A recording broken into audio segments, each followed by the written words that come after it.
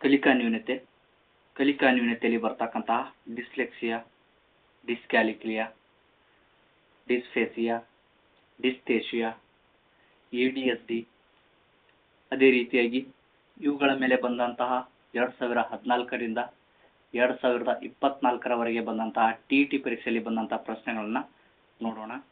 ಈ ಒಂದು ವಿಷಯದ ಮೇಲೆ ಪ್ರತಿ ವರ್ಷ 1ರಿಂದ 2 ಅಂಕಗಳನ್ನು TETಯಲ್ಲಿ ಕೇಳಿರ್ತಕ್ಕಂಥದ್ದು ನೋಡ್ತೀವಿ. ಮೊದಲಿಗೆ ನೋಡ್ತಕ್ಕಂಥದ್ದು ಕಲಿಕಾ ನ್ಯೂನತೆ. ಕಲಿಕಾ ನ್ಯೂನತೆ ಎಂದರೇನು? ಕಲಿಕಾ ನ್ಯೂನತೆ ಅಂದ್ರೆ ಬೇರೇನೂ ಅಲ್ಲ, ಕಲಿಕೆಯಲ್ಲಿ ಬರ್ತಕ್ಕಂತಹ ಒಂದು ತೊಂದರೆಗಳನ್ನ ಏನಂತ ಹೇಳಿ ಕರೀತಾರಂದ್ರ ಕಲಿಕಾ ನ್ಯೂನತೆ ಅಂತ ಹೇಳಿ ಕರೀತಕ್ಕಂಥದ್ದು ನೋಡ್ತೀವಿ. ಕಲಿಕೆಯಲ್ಲಿ ಕಲಿಯುವಾಗ ಮಗು ಬರ್ತಕ್ಕಂತಹ ತೊಂದರೆಗಳನ್ನೇ ಕಲಿಕಾ ನ್ಯೂನತೆ ಅಂತ ಹೇಳಿ ಕರೀತಕ್ಕಂಥದ್ದು ನೋಡ್ತೀವಿ. ಉದಾಹರಣೆ ತೆಗೆದುಕೊಳ್ಳೋದಾದ್ರೆ, ಒಂದು ಮಗು ಬುದ್ಧಿವಂತನಾಗಿರ್ತದೆ, ಎಲ್ಲಾ ವಿಷಯದಲ್ಲೂ 100ಕ್ಕೂ 100 ಅಂಕಗಳನ್ನ ತಗೊಳ್ತಕ್ಕಂಥದ್ದಾಗಿರ್ಬೋದು. ಓದುವ ಸಮಯ ಬಂದಾಗ ಅದು ಮಗು ಅಕ್ಷರಗಳನ್ನ ತಪ್ಪಾಗಿ ಉಚ್ಚರಿಸ್ತಕ್ಕಂಥದ್ದು ನೋಡ್ತೀವಿ. ಅಥವಾ ಮಗು ಏನದ ಅಂದ್ರ ಅಕ್ಷರಗಳನ್ನ ಬಿಟ್ಟು ಓದ್ತಕ್ಕಂಥದ್ದಾಗಿರ್ಬೋದು, ಪದಗಳನ್ನ ತಪ್ಪಾಗಿ ಉಚ್ಚರಿಸ್ತಕ್ಕಂಥದ್ದು ನೋಡ್ತೀವಿ. ಇನ್ನೊಂದು ಮಗು ಉದಾಹರಣೆ ತೆಗೆದುಕೊಳ್ಳೋದಾದ್ರೆ, ಮಗು ಶಿಕ್ಷಕರು ಎಷ್ಟೇ ಹೇಳಿದ್ರು ಕೂಡ ಏನದ ಅಂದ್ರ ಪಾಠದ ಕಡೆ ಗಮನ ಕೊಡು ಅಂತ ಹೇಳಿ ಹೇಳಿದ್ರ ಅದು ಏನದ ತಿರ್ಗಾ ಏನದ ಅಂದ್ರ ಮತ್ತೆ ಕಿಟಕಿ ಕಡೆ ನೋಡೋದಾಗಿರ್ಬೋದು, ಬೇರೆ ಮಕ್ಕಳನ್ನ ಮಾತಾಡ್ತಕ್ಕಂಥದ್ದಾಗಿರ್ಬೋದು. ಈ ರೀತಿಯ ಸಮಸ್ಯೆಗಳು ಶಿಕ್ಷಕರು ಹೇಳಿದ ಮಾತುಗಳನ್ನ ಅಥವಾ ಪಾಠ ಹೇಳಿದನ್ನ ಕೇಳಿದ ಮಾತುಗಳನ್ನ ನೆನಪಿಸ್ಕೊಳ್ಳೋದಾಗುವುದಿಲ್ಲ, ಅಥವಾ ಶಿಕ್ಷಕರು ಪಾಠ ಹೇಳಿದನ್ನ ಎಷ್ಟೇ ಬಾರಿ ಹೇಳಿದ್ರು ಕೂಡ ಏನಾದರೂ ನೆನಪಿನಲ್ಲಿ ಉಳಿಸಕ್ಕಾಗುವುದಿಲ್ಲ. ಈ ರೀತಿಯ ಸಮಸ್ಯೆ ಕೂಡ ಅಂದ್ರ ಬರ್ತಕ್ಕಂಥದ್ದು ನೋಡ್ತೀವಿ. ಸೊ ಹಾಗಾದ್ರ ಇವನ್ನೆಲ್ಲ ಏನಂತ ಹೇಳಿ ಕರೀತಾರಂದ್ರ ಕಲಿಕಾ ನ್ಯೂನತೆ ಅಂತ ಹೇಳಿ ಕರೀತಕ್ಕಂಥದ್ದು ನೋಡ್ತೀವಿ. ಕಲಿಕಾ ನ್ಯೂನತೆ ಅಂದ್ರೆ ಬೇರೇನೂ ಅಲ್ಲ, ಕಲಿಕಾ ನ್ಯೂನತೆ ಅಂದ್ರೆ ಕಲಿಕೆಯಲ್ಲಿ ಬರ್ತಕ್ಕಂತಹ ತೊಂದರೆಗಳು ಅಥವಾ ಮಗು ಕಲಿಯುವಾಗ ಬರ್ತಕ್ಕಂತಹ ತೊಂದರೆಗಳನ್ನ ಏನಂತ ಹೇಳಿ ಕರೀತಾರಂದ್ರ ಕಲಿಕಾ ನ್ಯೂನತೆ ಅಂತ ಹೇಳಿ ಕರೀತಕ್ಕಂಥದ್ದು ನೋಡ್ತೀವಿ. ಡಿಸ್ಲೆಕ್ಸಿಯಾ ಅಂತಕ್ಕಂಥದ್ದು. ಡಿಸ್ಲೆಕ್ಸಿಯಾ ಅಂದ್ರೆ ಇದೊಂದು ಕಲಿಕಾ ನ್ಯೂನತೆ, ಲರ್ನಿಂಗ್ ಡಿಸಾರ್ಡರ್ ಅಂತ ಹೇಳಿ ಕರೀತಕ್ಕಂಥದ್ದು ನೋಡ್ತೀವಿ ಇಂಗ್ಲಿಷ್ನಲ್ಲಿ. ಡಿಸ್ಲೆಕ್ಸಿಯಾ ಅಂದ್ರೆ ಇದೊಂದು ಯಾವುದಕ್ಕೆ ಸಂಬಂಧಪಟ್ಟಿದ್ದು ಅಂತೇಳಿ ಮೊದಲಿಗೆ ತಿಳ್ಕೋಬೇಕು. ಇದು ಓದುವಿಕೆಗೆ ಸಂಬಂಧಪಟ್ಟಿದ್ದು. ಇದು ಒಂದು ಲರ್ನಿಂಗ್ ಡಿಸಾರ್ಡರ್ ಅಂತ ಹೇಳಿ ಗೊತ್ತಿರಬೇಕು. ಓದುವಿಕೆಗೆ ಅಂದಾಗ ಮಗು ಓದುವಾಗ ಪದಗಳನ್ನ ಮತ್ತು ಅಕ್ಷರಗಳನ್ನ ಗುರುತಿಸಲು ತೊಂದರೆಯನ್ನ ಉಂಟಾಗ್ತಕ್ಕಂತಹ ಒಂದು ಕಲಿಕಾ ಸಮಸ್ಯೆನ ಏನಂತೇಳಿ ಕರೀತಾರಂದ್ರ ಡಿಸ್ಲೆಕ್ಸಿಯಾ ಅಂತೇಳಿ ಕರೀತಕ್ಕಂಥದ್ದು ನೋಡ್ತೀವಿ. ಉದಾಹರಣೆಗೆ, ಒಂದು ಮಗು ಎಲ್ಲಾ ವಿಷಯದಲ್ಲಿ 100ಕ್ಕೆ 100 ಅಂಕವನ್ನ ಪಡೆದರೂ ಕೂಡ ಏನದಂದ್ರ ಕೇವಲ ಏನಂದ್ರ ಓದುವ ಸಮಯ ಬಂದಾಗ ಏನಂದ್ರ ಮಗು ಅಕ್ಷರಗಳನ್ನ ಪದಗಳನ್ನ ಗುರುತಿಸುವಲ್ಲಿ ತೊಂದರೆ ಉಂಟಾಗ್ತದೆ. ಹಾಗಾಗಿ ಏನಂದ್ರ ಮಗು ಅಕ್ಷರಗಳನ್ನ ತಪ್ಪಾಗಿ ಓದ್ತಕ್ಕಂಥದ್ದಾಗಿರ್ಬೋದು, ಅಕ್ಷರಗಳನ್ನ ಏನಂದ್ರ ಗುರುತಿಸ್ಲಿಕ್ಕೆ ಆಗಲ್ಲ ಅನ್ನೋಂಥ ಸಂದರ್ಭದಲ್ಲಿ ವಾಕ್ಯವನ್ನ ಓದಲು ಬಹಳಷ್ಟು ಸಮಯವನ್ನ ತೆಗೆದುಕೊಳ್ತಕ್ಕಂಥದ್ದು ನೋಡ್ತೀವಿ. ಸೊ ಇದನ್ನೇ ಏನಂತೇಳಿ ಕರೀತಾರಂದ್ರ ಓದುವಿಕೆ ಸಮಸ್ಯೆ ಅಂತೇಳಿ ಕರೀತಕ್ಕಂಥದ್ದು ನೋಡ್ತೀವಿ. ಒಂದು ಕಲಿಕಾ ನ್ಯೂನತೆಯಲ್ಲಿ ಬರ್ತಕ್ಕಂಥ ಮೊದಲನೇದು ಡಿಸ್ಲೆಕ್ಸಿಯಾ. ಈ ಒಂದು ಡಿಸ್ಲೆಕ್ಸಿಯಾ ನ್ಯೂನತೆ ಅಂತಕ್ಕಂಥದ್ದು ಇದೊಂದು ಕೇವಲ ನ್ಯೂನತೆ ಹೊರತು ಕಾಯಿಲೆ ಅಲ್ಲ ಅಂತ ಹೇಳಿ ನಮ್ಗೆ ಗೊತ್ತಿರಬೇಕು. ಇವಿ ಒಂದು ಡಿಸ್ಲೆಕ್ಸಿಯಾ ಹೊಂದಿರತಕ್ಕಂತಹ ಮಕ್ಕಳ ಲಕ್ಷಣಗಳು.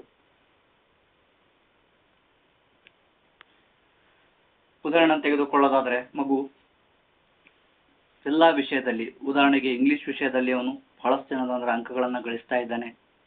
ಗಣಿತ ವಿಷಯದಲ್ಲಿ ಅವನು 100ಕ್ಕೆ 100 ಅಂಕಗಳನ್ನ ಗಳಿಸ್ತಾ ಇದ್ದಾನೆ. ಆದ್ರೆ ಸರ್ ಅವನು ಓದುವಾಗ ಏನದ ಅಂದ್ರ ಅಕ್ಷರಗಳನ್ನ ಗುರುತಿಸುವಲ್ಲಿ ಅವನಿಗೆ ಕಷ್ಟ ಆಗ್ತಿದೆ ಸರ್, ಅಥವಾ ಅಕ್ಷರಗಳನ್ನ ಹಿಂತಿರುಗಿಸಿ ಓದ್ತಕ್ಕಂಥದ್ದಾಗಿರ್ಬೋದು. ಅವನು ವಾಕ್ಯವನ್ನ ಓದಲು ಬಹಳಷ್ಟು ಸಮಯ ತೆಗೆದುಕೊತಾನೆ ಸರ್.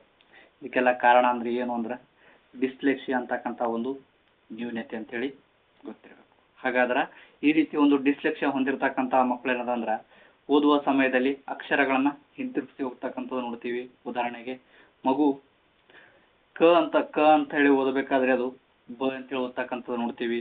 ಉದಾಹರಣೆಯಲ್ಲಿ ಕ್ಯಾಟ್ ಅಂತ ಹೇಳಿ ನೋಡ್ತೀವಿ. CAT ಕ್ಯಾಟ್ ಅಂತ ಹೇಳಿ ಓದುವಾಗ ಮಗು ಏನದಂದ್ರ ಅಕ್ಷರವನ್ನ ಗುರುತಿಸಲಾಗದೆ ಏನದಂದ್ರ ಅಕ್ಷರಗಳನ್ನ ಹಿಂತಿರುಗಿಸಿ ಅಥವಾ ತಪ್ಪಾಗಿ ಓದ್ತಕ್ಕಂಥದ್ದು ನೋಡ್ತೀವಿ. ಉದಾಹರಣೆಗೆ, ಕ್ಯಾಟ್ ಅನ್ನು ಓದುವಾಗ ಆಕ್ಟ್ ಅಂತ ಹೇಳಿ ಓದ್ತಕ್ಕಂಥದ್ದಾಗಿರ್ಬೋದು. ಈ ರೀತಿ ಸಮಸ್ಯೆ ಯಾವಾಗ ಉಂಟಾಗ್ತದಂದ್ರ ಮಗು ಬುದ್ಧಿವಂತ ಆಗಿದ್ರು ಕೂಡ ಏನದ ಅಂದ್ರ ಅಕ್ಷರಗಳನ್ನ ಪದಗಳನ್ನು ಗುರುತಿಸುವಲ್ಲಿ ತೊಂದರೆಯನ್ನು ಉಂಟಾಗ್ತಕ್ಕಂಥದ್ದು ನೋಡ್ತೀವಿ. ಹಾಗಾಗಿ ಅದರ ಮಗು ಕ್ಯಾಟನ್ನು ಆಕ್ಟ್ ಅಂತೇಳಿ ಓದ್ತಕ್ಕಂಥದ್ದಾಗಿರ್ಬೋದು. ಕೆಲವು ಸಮಯದಲ್ಲಿ ಮಗುಗೆ ಅಕ್ಷರಗಳನ್ನು ಮತ್ತು ಪದಗಳನ್ನು ಗುರುತಿಸುವಲ್ಲಿ ತೊಂದರೆ ಉಂಟಾಗ್ಲತ್ತದಂದ್ರೆ ಮಗು ಏನದಂದ್ರೆ ಅಕ್ಷರಗಳನ್ನು ಓದಲು ತುಂಬಾ ಸಮಯವನ್ನ ತೆಗೆದುಕೊಳ್ತಕ್ಕಂಥದ್ದು ನೋಡ್ತೀವಿ. ಅದೇ ರೀತಿಯಾಗಿ ಕೆಲವೊಂದು ಟೈಮಲ್ಲಿ ನಮ್ಮ ಮಗು ಪದವನ್ನ ಗುರುತಿಸಲಿಕ್ಕೆ ಬಹಳಷ್ಟು ಸಮಸ್ಯೆನ ಆಗ್ತಕ್ಕಂಥ ನೋಡ್ತೀವಿ ಈ ರೀತಿ ಒಂದು ಡಿಸ್ಲೆಕ್ಸಿಯಾ ನ್ಯೂನತೆಯನ್ನು ಹೊಂದಿರತಕ್ಕಂತಹ ಮಕ್ಕಳಿಗೆ. ಸೊ ಹಾಗಾಗಿ ಏನದ ನಮ್ಮ ಮಗು ಪದಗಳನ್ನ ತಪ್ಪಾಗಿ ಉಚ್ಚರಿಸ್ತಕ್ಕಂಥ ನೋಡ್ತೀವಿ. ಇಲ್ಲಿ ಉದಾಹರಣೆ ನೋಡ್ತೀವಿ ನಾವು ಕ್ಯಾಟ್ ಅನ್ನೋದನ್ನ ಆಕ್ಟ್ ಅಂತ ಹೇಳಿ ಉಚ್ಚರಿಸ್ತಕ್ಕಂಥದ್ದಾಗಿರ್ಬೋದು, ಕನ ತ ಅಂತ ಹೇಳಿ ಉಚ್ಚರಿಸ್ತಕ್ಕಂಥದ್ದಾಗಿರ್ಬೋದು.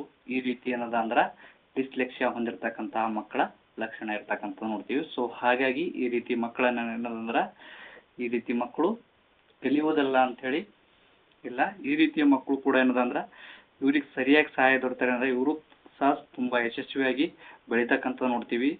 ಈ ರೀತಿಯ ಮಕ್ಕಳು ಏನದ ಅಂದ್ರ 100% ಕಲಿತಕ್ಕಂಥದ್ದು ನೋಡ್ತೀವಿ. ಇವರು ಸಹ ಕಲಿತಾರೆ, ಆದ್ರೆ ಏನದಂದ್ರ ಬೇರೆ ರೀತಿಯಲ್ಲಿ ಕಲಿತಾರೆ ಅಂತ ಹೇಳಿ ನಮ್ಗೆ ಗೊತ್ತಿರ್ಬೇಕು. ಸೊ ಹಾಗಾಗಿ ಏನದಂದ್ರ ಇವ್ರಿಗೆ ಯಾವ ರೀತಿಯಾಗಿ ಬೋಧನೆ ಮಾಡ್ಬೇಕಂತೇಳಿ ಕೆಲವೊಂದು ಪಾಯಿಂಟ್ಸ್ಗಳನ್ನು ನೋಡೋಣ. ಪರಿಹಾರ ಕ್ರಮಗಳನ್ನು ನೋಡೋಣ. ಈ ರೀತಿಯ ಒಂದು ಡಿಸ್ಲೆಕ್ಸಿಯಾ ಅಂದ್ರ ಪದಗಳನ್ನ ಮತ್ತು ಅಕ್ಷರಗಳನ್ನ ಗುರುತಿಸುವಲ್ಲಿ ತೊಂದರೆ ಉಂಟಾಗ್ತಕ್ಕಂತಹ ಮಕ್ಕಳಿಗೆ ಪರಿಹಾರ ಕ್ರಮಗಳು. ಮೊದಲೇದಾಗಿ ನೋಡ್ತೀವಿ, ಆಲ್ರೆಡಿ ನಮ್ಗೆ ಏನದಂದ್ರ ಡಿಸ್ಲೆಕ್ಸಿಯಾ ಅಂತ ಹೇಳಿ ಅಂದ್ರ ಗೊತ್ತಾಯ್ತು. ಡಿಸ್ಲೆಕ್ಸಿಯಾ ಅಂದ್ರ ಇದೊಂದು ಓದುವಿಕೆಗೆ ಸಮಸ್ಯೆ. ಮಕ್ಕಳು ಓದುವಾಗ ಪದಗಳನ್ನ ಮತ್ತು ಅಕ್ಷರಗಳನ್ನ ಗುರುತಿಸುವಲ್ಲಿ ಉಂಟಾಗ್ತಕ್ಕಂತಹ ತೊಂದರೆ. ಹಾಗಾಗಿ ಈ ರೀತಿಯ ಮಕ್ಕಳಿಗೆ ಏನದಂದ್ರ ಗಟ್ಟಿಯಾಗಿ ಓದಲು ಹೇಳ್ತಕ್ಕಂಥದ್ದಾಗಿರ್ಬೋದು. ಏಕೆಂದ್ರೆ ಈ ರೀತಿ ಮಕ್ಕಳು ಏನದಂದ್ರ ಗಟ್ಟಿಯಾಗಿ ಓದುವಾಗ ಅಕ್ಷರಗಳನ್ನ ಗುರುತಿಸಲು ಸಹಾಯವಾಗ್ತಕ್ಕಂಥದ್ದು ನೋಡ್ತೀವಿ. ಇದರಿಂದ ಅಕ್ಷರಗಳ ಗ್ರಹಿಕ ಸಾಮರ್ಥ್ಯ ಏನದಂದ್ರ ಹೆಚ್ಚಾಗ್ತಕ್ಕಂಥದ್ದು ನೋಡ್ತೀವಿ. ಸೊ ಹಾಗಾಗಿ ಡಿಸ್ಲೆಕ್ಸಿಯಾ ಹೊಂದಿರತಕ್ಕಂತಹ ಮಕ್ಕಳನ್ನ ಓದುವಾಗ ಏನದಂದ್ರ ಅವರಿಗೆ ಪ್ರೋತ್ಸಾಹ ನೀಡಬೇಕು. ಶಿಕ್ಷಕರಾದವರು, ಪೋಷಕರು ಕೂಡ ಅವರಿಗೆ ಯಾವುದೇ ರೀತಿಯಾಗಿ ಟೀಕಿಸಬಾರದು. ಸೊ ಹಾಗಾಗಿ ಏನದ ಅಂದ್ರ ಅವರಿಗೆ ಗಟ್ಟಿಯಾಗಿ ಓದಲು ಪ್ರೋತ್ಸಾಹವನ್ನ ನೀಡತಕ್ಕಂಥದ್ದಾಗಿರ್ಬೋದು, ಅಥವಾ ಪದಗಳನ್ನ ತಪ್ತಾ ಇದ್ದಾರಂದ್ರೆ ಅವರಿಗೆ ಪುನಃ ಓದಲು ನೀಡತಕ್ಕಂಥದ್ದಾಗಿರ್ಬೋದು. ಅದೇ ರೀತಿಯಾಗಿ ಶಿಕ್ಷಕರು ಈ ರೀತಿಯ ಒಂದು ಡಿಸ್ಲೆಕ್ಸಿಯಾ ಹೊಂದಿರತಕ್ಕಂತಹ ಮಕ್ಕಳನ್ನ ತಪ್ಪಾಗಿ ಓದತಾನ ಅಂತೇಳಿ ಅವ್ರನ್ನ ದಂಡಿಸ್ತಕ್ಕಂಥದ್ದಾಗಿರ್ಬೋದು. ಈ ರೀತಿಯಾಗಿ ಮಾಡ್ತಕ್ಕಂಥದ್ದು ಬಹಳ ತಪ್ಪಾಗಿರ್ತಕ್ಕಂಥದ್ದು ನೋಡ್ತೀವಿ. ಸೊ ಹಾಗಾಗಿ ಏನದ ಅಂದ್ರ ಈ ರೀತಿಯ ಲಕ್ಷಣವನ್ನ ಗುರುತಿಸಿ ಆ ಮಕ್ಕಳಿಗೆ ಏನದ ಅಂದ್ರ ವೈಯಕ್ತಿಕವಾಗಿ ಬೋಧನೆಯನ್ನ ಮಾಡ್ತಕ್ಕಂಥದ್ದಾಗಿರ್ಬೋದು. ಅವರಿಗೆ ಸರಿಯಾದ ರೀತಿಯಲ್ಲಿ ಚಾರ್ಟ್ಗಳ ಮುಖಾಂತರ ಅಥವಾ ಅವರಿಗೆ ಏನದ ಅಂದ್ರ ಧ್ವನಿ ಸರಣಿಗಳ ಮುಖಾಂತರ ಆಗಿರ್ಬೋದು, ಅವರಿಗೆ ಚಿತ್ರಗಳ ಮೂಲಕ ಆಗಿರ್ಬೋದು, ಅವರಿಗೆ ಚಟುವಟಿಕೆಯ ಮೂಲಕ ಕಲಿಸ್ತಕ್ಕಂಥದ್ದು ಬಹಳಷ್ಟು ಉತ್ತಮವಾಗಿರ್ತಕ್ಕಂಥದ್ದು ನೋಡ್ತೀವಿ. ಸೊ ಹಾಗಾಗಿ ಏನದಂದ್ರ ಈ ರೀತಿಯ ಮಕ್ಕಳು ಕೂಡ ಏನಂದ್ರ ಬುದ್ಧಿವಂತರಾಗಿರ್ತಕ್ಕಂಥದ್ದು ನೋಡ್ತೀವಿ. ಇವರು ಕೂಡ ಏನಂದ್ರ ಸಾಮಾನ್ಯ ಮಕ್ಕಳಂತೆ ಇರ್ತಕ್ಕಂಥದ್ದು ನೋಡ್ತೀವಿ. ಸೊ ಹಾಗಾಗಿ ಏನದಂದ್ರ ಇವರು ಕಲಿತಕ್ಕಂಥ ಒಂದು ರೀತಿ ಏನದಂದ್ರ ಬೇರೆ ಆಗಿರ್ತಕ್ಕಂಥದ್ದು ನೋಡ್ತೀವಿ. ಸೊ ಹಾಗಾಗಿ ಏನದ ಅಂದ್ರ ಈ ರೀತಿಯ ಮಕ್ಕಳಿಗೆ ಗಟ್ಟಿಯಾಗಿ ಓದಲು ಪ್ರೋತ್ಸಾಹಿಸ್ತಕ್ಕಂಥದ್ದಾಗಿರ್ಬೋದು, ಇವರಿಗೆ ವೈಯಕ್ತಿಕ ಬೋಧನೆಯನ್ನ ಮಾಡ್ತಕ್ಕಂಥದ್ದಾಗಿರ್ಬೋದು. ಇದನ್ನ ಇಂಗ್ಲಿಷ್ನಲ್ಲಿ ಇಂಡಿವಿಜುವಲ್ ಟೀಚಿಂಗ್ ಅಂತ ಹೇಳಿ ಕರಿತಕ್ಕಂಥದ್ದು ನೋಡ್ತೀವಿ.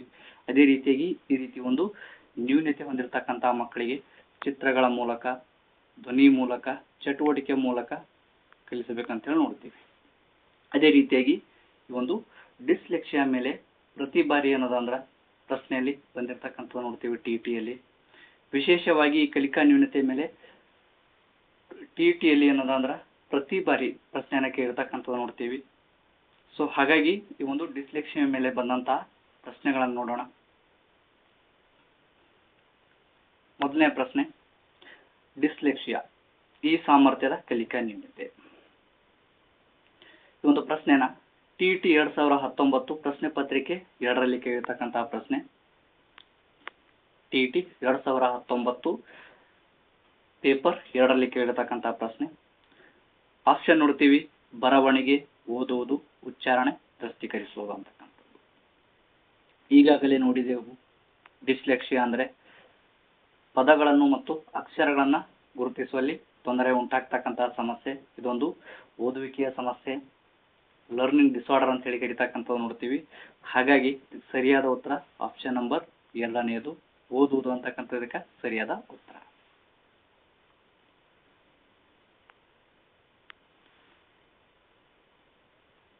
ಪ್ರಶ್ನೆನ ನೋಡ್ತೀವಿ. ಡಿಸ್ಲೆಕ್ಸಿಯಾ ಎಂದರೆ, ಈ ಒಂದು ಪ್ರಶ್ನೆನ TT 2017 ಪ್ರಶ್ನೆ ಪತ್ರಿಕೆ 1ರಲ್ಲಿ ಕೇಳಿರ್ತಕ್ಕಂತಹ ಪ್ರಶ್ನೆ. ಡಿಸ್ಲೆಕ್ಸಿಯಾ ಎಂದರೆ ಮಾನಸಿಕ ಅಸ್ವಸ್ಥತೆ, ವರ್ತನ ಅಸ್ವಸ್ಥತೆ, ವಾಚನ ಅಸ್ವಸ್ಥತೆ, ಬರವಣಿಗೆ ಅಸ್ವಸ್ಥತೆ. ಡಿಸ್ಲೆಕ್ಸಿಯಾ ಅಂದರೆ ಇದೊಂದು ಲರ್ನಿಂಗ್ ಡಿಸಾರ್ಡರ್, ಓದುವಿಕೆ ಸಮಸ್ಯೆ. ಹಾಗಾಗಿ ಒಂದು ಪ್ರಶ್ನೆಗೆ ಸರಿಯಾದ ಉತ್ತರ ಆಪ್ಷನ್ ನಂಬರ್ 3ನೇದು ವಾಚನ ಅಸ್ವಸ್ಥತೆ ಅಂತಕ್ಕಂಥದಕ್ಕೆ ಸರಿಯಾದ ಉತ್ತರ. ಪ್ರಶ್ನೆಯನ್ನು ನೋಡ್ತೀವಿ. ಡಿಸ್ಲೆಕ್ಸಿಯಾ ಪದವು ಸಂಬಂಧ ಹೊಂದಿರುವುದು. ಡಿಸ್ಲೆಕ್ಸಿಯಾ ಪದವು ಸಂಬಂಧ ಹೊಂದಿರುವುದು ಅಂತಕ್ಕಂಥದ್ದು ಪ್ರಶ್ನೆ. ಸಾಮಾಜಿಕ ಅಸ್ವಸ್ಥತೆಯೊಂದಿಗೆ, ಮಾನಸಿಕ ಅಸ್ವಸ್ಥತೆಯೊಂದಿಗೆ, ಗಣತೀಯ ಅಸ್ವಸ್ಥತೆಯೊಂದಿಗೆ, ಓದುವಿಕೆ ಅಸ್ವಸ್ಥತೆಯೊಂದಿಗೆ. ಡಿಸ್ಲೆಕ್ಸಿಯಾ ಅಂದರೆ ಓದುವಿಕೆ ಸಮಸ್ಯೆ. ಸೊ ಹಾಗಾಗಿ ಇದಕ್ಕೆ ಸರಿಯಾದ ಉತ್ತರ ಆಪ್ಷನ್ ನಂಬರ್ 4ನೇದು ಓದುವಿಕೆ ಅಸ್ವಸ್ಥತೆಯೊಂದಿಗೆ. ಇದೊಂದು ಲರ್ನಿಂಗ್ ಡಿಸಾರ್ಡರ್ ಅಂತಕ್ಕಂಥದ್ದು. ಇದಕ್ಕೆ ಸರಿಯಾದ ಉತ್ತರ. ಪ್ರಶ್ನೆಯನ್ನು ನೋಡ್ತೀವಿ. ಡಿಸ್ಲೆಕ್ಸಿಯಾ ಇದಕ್ಕೆ ಸಂಬಂಧಿಸಿದೆ. TT 2015 ಪ್ರಶ್ನೆ ಪತ್ರಿಕೆ 2ರಲ್ಲಿ ಕೇಳಿರ್ತಕ್ಕಂತಹ ಪ್ರಶ್ನೆ. ಓದುವುದು, ಮಾತನಾಡುವುದು ಮತ್ತು ಆಲಿಸುವುದು, ಕೇಳಿಸಿಕೊಳ್ಳುವುದು. ಡಿಸ್ಲೆಕ್ಸಿಯಾ ಅಂತಕ್ಕಂಥದ್ದು ಓದುವಿಕೆಗೆ ಸಂಬಂಧಪಟ್ಟ ಒಂದು ಸಮಸ್ಯೆ. ಸೊ ಹಾಗಾಗಿ ಇದಕ್ಕೆ ಸರಿಯಾದ ಉತ್ತರ ಆಪ್ಷನ್ ನಂಬರ್ 1ನೇ.